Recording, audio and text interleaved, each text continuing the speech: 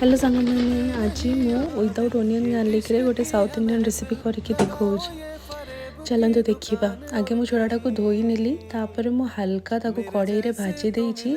आपण मैंने चाहिए खरारे भी टिके सुखई देबे। तापर मैं को ग्राइंडिंग करी नेबी। तो चूड़ाटा जेहेतु टिके ड्राई हो जाए ताको मु सेति पानी देकी टिके हल्का कड़ाई रे भाजी नेछि। आपण मैंने चाहिए ड्राई भी रखिपारे मो भाया टे हल्का देकी पानी रे भाजी पारे। देखो टेक्सचरटा पूरा सुजी भाया लगे। तो मुझे बादाम नहीं सोरिष नहीं जीरा कंचा लंका भुसुंग पत्र बुट डाली आ नड़िया कोरा। तो मुझे आगे तेल रे जीरा और बुटण दे देती। तो ये भुसुंग पत्र लंका और बुट डाली देदेली से टिके भाजी गलापर मु नड़िया देदेवी।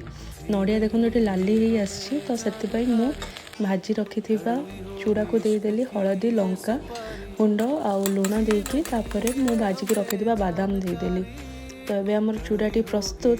निश्चय जनइबे केमिति लागिला।